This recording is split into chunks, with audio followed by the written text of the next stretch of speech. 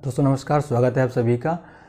कई व्यूअर्स, कई दोस्त, कई साथी हमारे पूछ रहे हैं कि अगर उनका लेखपाल में चयन हो जाता है तो क्या उनको होम डिस्ट्रिक्ट, गृह जनपद या होम तहसील उनको मिल सकती है या नहीं मिल सकती है, और अगर मिलेगी भी तो कैसी मिलेगी। तो इसमें हम आपको बता दें सबसे पहले कि लेखपाल में इस जॉब में ऐसी कोई बाध्यता नहीं है कि आपको होम तहसील या होम डिस्ट्रिक्ट ना मिलता हो। जैसा कि पुलिस में होता है कि आपको होम डिस्ट्रिक्ट नहीं मिलता है, लेकिन लेखपाल में आपको होम डिस्ट्रिक्ट भी मिल सकता है और होम तहसील भी मिल जाती है। केवल आपको होम ब्लॉक नहीं मिलता है। तहसील में ही ब्लॉक होते हैं। तहसील में अगर 2 ब्लॉक हैं तो आप जिस ब्लॉक के रहने वाले हैं वो ब्लॉक आपको नहीं मिलता है, दूसरे ब्लॉक में आपकी पोस्टिंग की जाती है। अब बात आती है कि आपको कैसे मिलेगा या कैसे मिलता है, कैसे दिया जाता है, तहसील और डिस्ट्रिक्ट कैसे दी जाती है।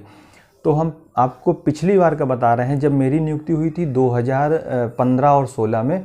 तो 15-16 में क्या हुआ था कि उस समय जब फॉर्म फिल करवाए गए थे तो फॉर्म डिस्ट्रिक्ट लेवल पर ही भर्ती आई थी। प्रत्येक डिस्ट्रिक्ट में कितने पद खाली हैं इस तरीके से वैकेंसी जारी की गई थी, और जो आवेदन करना था उस आवेदन में ये मेंशन करना था कि आप किस जनपद से आवेदन कर रहे हैं, और जो भी अभ्यर्थी, जो भी स्टूडेंट जिस जनपद से आवेदन कर रहा था उसको उसी जनपद में पोस्टिंग दी गई थी। तो उसमें ये ऑप्शन था किस जनपद से आवेदन किया है तो उस जनपद में पोस्टिंग दी गई थी। लेकिन इस बार ऐसा कुछ नहीं है। इस बार पूरी भर्ती स्टेट लेवल पे की जा रही है। किस ज़िले में कितने पद हैं ये भी नहीं बताया गया है, पूरे एक साथ पूरे पद बताए गए हैं। स्टेट लेवल पर भर्ती हो रही है।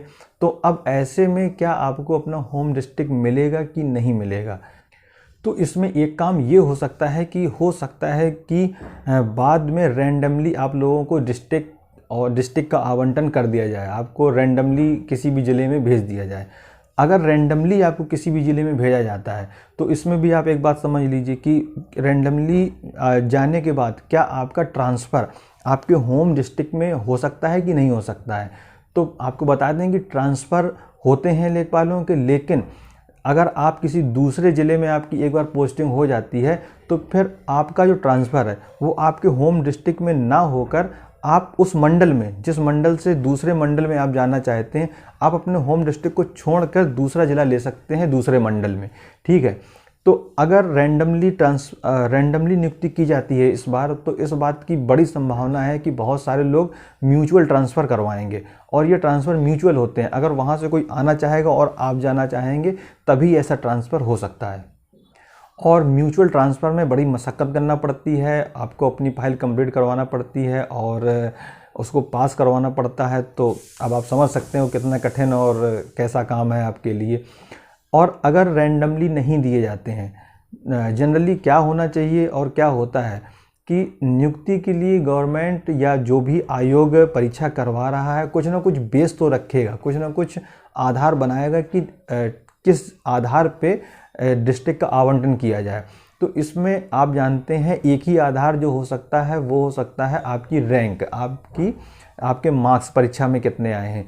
तो ये हो सकता है कि एक बार फाइनल सिलेक्शन लिस्ट आने के बाद आपसे डिस्ट्रिक्ट की चॉइस भरवाई जाए, और जो भी डिस्ट्रिक्ट की चॉइस भरे आपकी रैंक के आधार पे आपको वो दिया जाए। तो ये होने की ज़्यादा संभावना है, आपको रैंक के आधार पे आपका डिस्ट्रिक्ट मिलने की ज़्यादा संभावना है। क्योंकि बहुत रैंडमली बांटने से फिर होगा क्या कि ट्रांसफ़र की बहुत ज़्यादा वो आएंगी, ट्रांसफ़र के लिए बहुत सारे अभ्यर्थी लोग आवेदन करेंगे।